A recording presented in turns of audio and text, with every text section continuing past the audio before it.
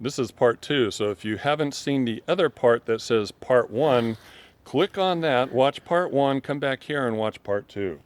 So we left off with Going swimming. going swimming. So we went swimming, and then we came back not knowing if having all that water would wash the juju, the fairy dust, the energy, whatever, or change something in our body. I don't know. We're still learning. That's the point. We're collecting evidence. We're replicating. We're still learning. We couldn't get the portal to open up. So something about swimming did something, and we'll just keep playing around, keep experimenting, etc. Trying to think of any other facts that have happened since that time. I can't think of anything. Except mosquitoes Just, like you. Yeah, mosquitoes like me. Just that they're coming in more, as I predicted. I predicted a couple years ago that if I keep doing this passive habituation thing and offering food, then eventually they're going to come in. Yes, they are. And they are. And I said at night, and they're starting to. Mm-hmm. And again, eventually, once that's really successful, I predict daylight interactions. Mm-hmm. And then eventually that whole thing that she loves me doing to her cheeks, swabbing the cheeks. Right. We're not going to do that. We're not going to do that anymore. Okay, so I have gone past the line of swabbing her cheeks. So yes, you have. That's right. A little I bite. Missile just shot over the bow of my boat. So, yes. I was thinking that night I was singing, and one of the little ones had crawled right up to the very edge, and you'd put the table closer to the line of brush than normal. So I went between the table and the line of brush, and all of a sudden I hear, and all the leaves down there rustling while something backed up very, very quickly. And I felt really bad because I obviously scared them a little bit. Yep. But it was just neat knowing that they had come that close and were down there peering through the brush at us. They belly crawl. They get down low. So if you're wondering, what, a 6-inch squatch? No. No. The young ones. Down on their hands and knees. Yeah, and down on their bellies, and they come in under the brush in the dark. So that was pretty cool. And one time you sang, and they kind of, when you were done, shook the bush. I got applause. As a form of applause. That was pretty impressive. That was impressive. That's my highlight. Yeah. So anyway, those are things that have happened since the portal and guardian thing. Now, interpretations.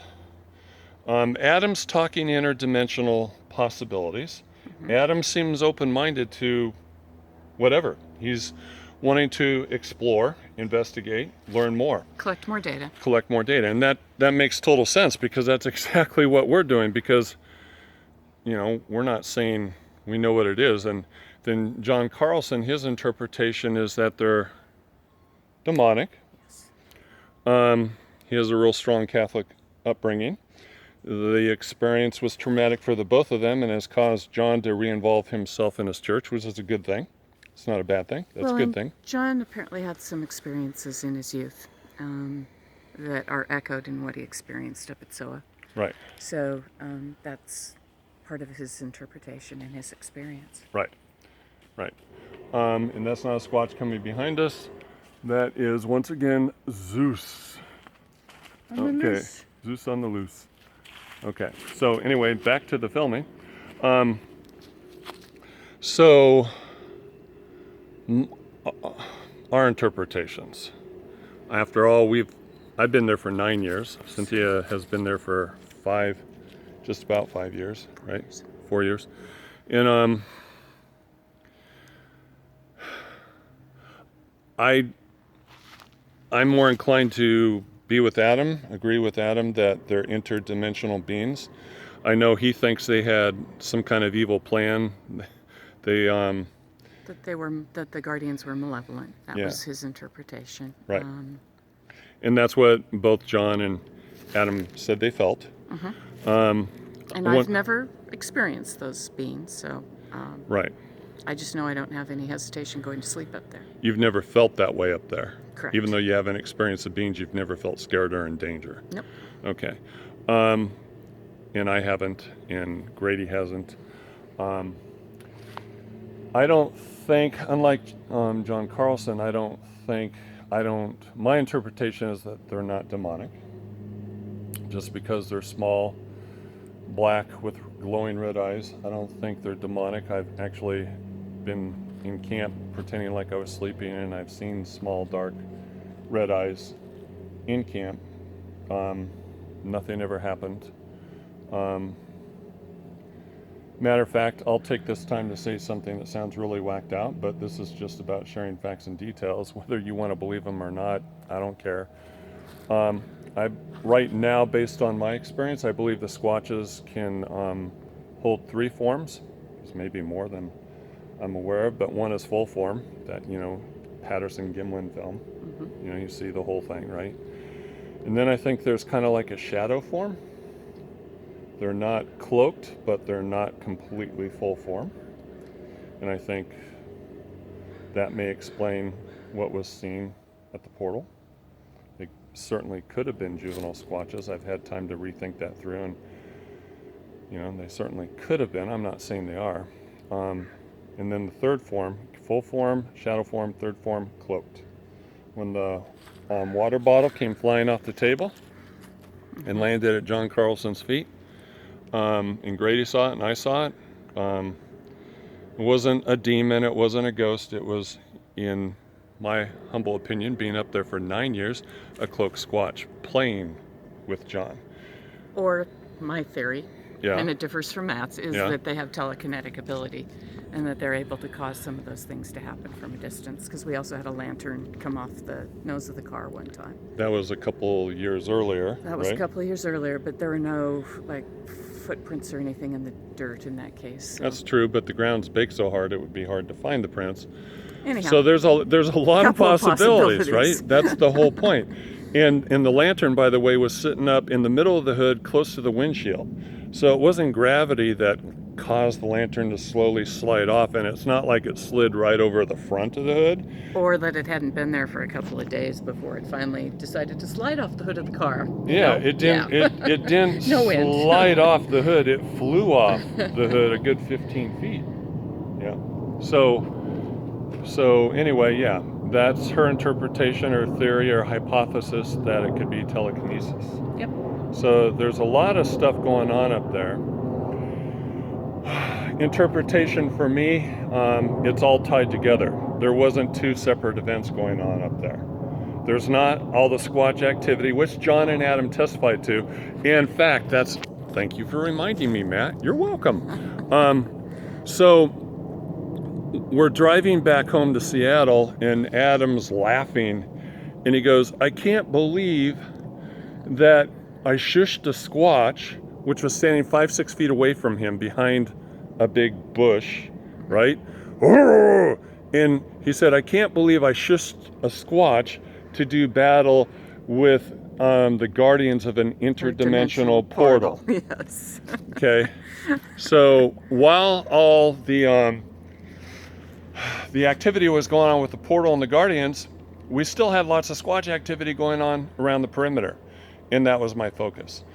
So that was funny. And then the other thing that was funny is Adam said, Johnson, from now on, if you tell me that you saw a pink unicorn in SOA, I will believe you. And no pink unicorns yet, Adam, but I'll let you know. No, not yet. Not yet. But we are expecting, right, a UFO to land with Elvis flying out of the UFO on a pink unicorn. In the very near future. In the near future, and handing Bigfoot a peanut butter and jelly sandwich in the middle of the SOA base camp. Right. Maybe not. So anyway, that was a fact. But interpretation, I think they're interdimensional beings. I think it's all tied together. Had no clue about the whole portal thing until John and Adam showed up. Was able to put one and one together, like, the Sixth Sense, when all of a sudden you realize Bruce Willis is a ghost at the end of the movie, and then they go back and all of a sudden it all adds up and it makes sense. Same thing happened for me when the whole portal thing happened. It was like the Sixth Sense, all of a sudden boom, boom, boom, going back, and lights on the trees at 12 o'clock, it just all of a sudden started making sense, which is why I was able to go to sleep that night as well. Not only was I tired and needed to go to sleep because I was being a good host and driving, but I needed to go to sleep. I could go to sleep because I had that Sixth Sense movie experience. Okay. And then also, one other fact, that was mentioned during the BOA radio show, was that I had a juvenile, actually the adolescent squatch, and I know this is going to sound crazy, but I don't care. I don't care if you believe me or not. It's the truth that happened. But while I was sleeping on the fourth night, the second night of the portal guardian activity, and I was dreaming, the adolescent male squatch engaged in mind speak with me during my dream and informed me that they were just guardians of the portal, keeping Adam and John away from the portal. It was that simple. Just keeping them from going into the portal. And, they didn't have any negative game plan or anything. They were just keeping them out of the portal. That was it. And he also told me during the mind speak dream thing, which I know sounds crazy, but it really happened, was that light shuts down the portal so humans don't wander into it, because during the daylight, bright light, intense light shuts it down. The sun shuts it down. Moonlight doesn't shut it down. Moonlight's not intense enough to shut it down. But headlights, flashlights, quads, vehicles, dirt bikes, humans don't go through the woods in the dark usually without an intense light to light up the path. So that shuts the portal down and keeps humans from going through it. So I was told that during the mind speak, during the dream, which Adam and John, understandably, they get their own opinion, blow off, just like they think I'm blowing off their trauma and their fear and what happened to them. And we're not blowing it off. They We're not. simply didn't have the experience and the confidence in the area that we possess because we've been there for so long. Right. And they didn't have the mind speak dream. And Right. they had a really, really intense experience in terms of the Sasquatch activity and a certain level of sleep deprivation. And we as humans are necessarily afraid of what's in the dark. Right. Because Yeah. we are at our most vulnerable in the dark. Yeah. So bottom line is, John and Adam were up there for 4 nights. First 2 nights Squatch activity, last 2 nights Squatch activity plus portal and guardians.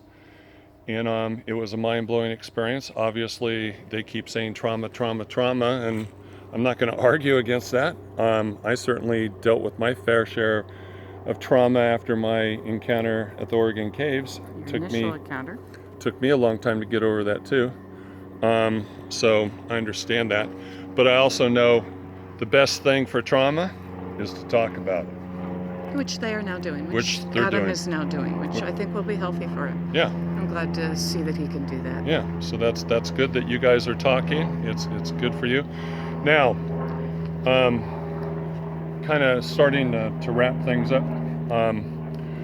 Wanted to say at the end of the interview, the BOA interview with Tim Bennell and Adam and John, that Adam brought up Dr. Sykes' book, and that to Lori Simmons and to Adam, apparently Dr. Sykes said that he was going to talk about Squatch activity and all that kind of stuff and how he thought there were Squatches there, but apparently in the book he kind of backed away from that, and Adam stated that he found that to be a little disappointing, and it's disappointing to Zeus as well, apparently.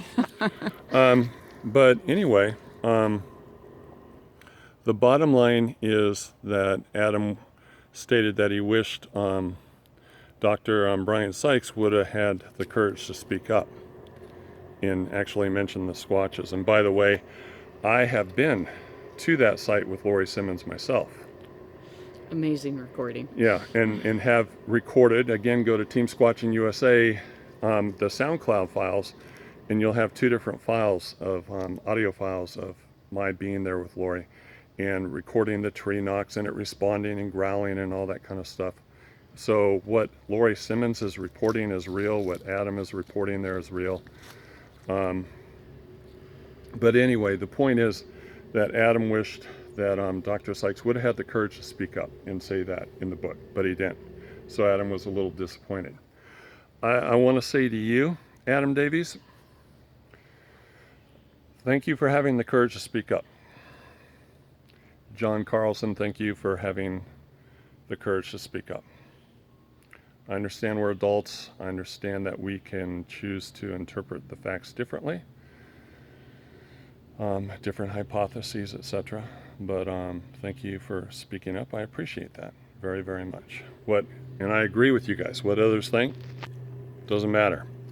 If they think the three of us are full of crap, and actually Grady too, because there were four of us that were there, not just three of us. Grady was there too on that fourth night. If they think we're full of crap, that's their problem. We all know it happened. We all know it happened, and it's opened up the door for our understanding. The importance of, what benefit does it do to even talk about it? Well, because it's data, and because it's associated with the Bigfoot Forest people. That's why. If we're going to understand the Bigfoot Forest people, then anything we find during our research expeditions is data, and we need to report it. So that's what good it does to talk about it. And I want to thank you guys for talking about it. And then I want to close with the following thing that I am spontaneously doing, babe, so don't drop your jaw, okay? You ready? Okay. Adam Davies, John Carlson. Love you guys. Had a great time with you guys. We had fun. You know I'm a nice guy. You know I'm a good host, even if we disagree on some things, even if I'm a polarizing figure in the Bigfoot field. But listen, Adam, John, you are invited to come back to SOA. Adam, you want to learn more? You want to do more research? Would you guys like me to show you that we can open up that portal again? I'll do it. I'll show you. And Grady was there with you, with me. Grady keeps going back to SOA. He's 8 years old. I'm inviting you to come back too. And let's get it opened up again. But also, let's do the Bigfoot thing. And this is for everybody else now. Just because the whole portal thing happened, okay, in Guardians and everything else, doesn't mean I'm shifting my focus of my research. Not shifting the focus. So if and when I bring other people there with me, our focus is still improving the relationship, the friendship, the trust, and getting the Squatches to come in closer and closer. That's the primary reason why we're there. Now, will we take a couple hours on one night while we're there to tinker around with the portal thing? Yeah, because when we've done so the last couple months, the Squatches were around us while we were tinkering with the portal. You could hear them walking and making noises, but they didn't seem to object. Nope, they didn't when you and I were down there. Nope, so it doesn't seem to bother them that we're tinkering around with the portal. So we'll take one night while we're there to tinker with the portal, and then the other stuff to do Squatch work. And if we can get you a hair sample, Adam, we'll get you a hair sample. Adam Davies, if you can find somebody to test the saliva, that would be wonderful too. I am collecting evidence. And I stated to you what my end goal is, to get them to come in so I can swab their cheeks and get it on videotape, so there's no disputing the chain of custody with the DNA evidence. Other people out there, we don't need a dead body. We don't need to capture one and put it in a cage. We just need to have the commitment and the discipline to be persistent and keep going back out to one place and one place only, and slowly but surely over the years earn their trust and friendship, and then we'll be able to accomplish exactly what I'm talking about. So do I think I'm going to be sitting down with them and swabbing their cheeks in the next 6 months? No. Maybe the next 5 years, maybe the next 10, 15, or 20 years, but I think eventually it's going to happen. Oh, one last thing. I'm sorry, babe. I just remembered this, and then we'll shut off. Adam humorously said, well, I don't think they're coming through the portal for peanut butter and jelly sandwiches. That would be kind of ridiculous. Time out. Here's another theory, right? Okay. First of all, I make incredibly awesome peanut butter and jelly sandwiches. Okay, dude? Very gooey. Okay, known throughout the universe, apparently, which is why they're coming through the portal to get my peanut butter and jelly sandwiches. Now, yeah, I mean, you hurt my feelings, buddy. Everyone's coming Apparently to get so did I. my peanut butter and jelly sandwiches. So yeah, that's why they're coming through the portal. Or maybe not. We'll talk to you later. Bye.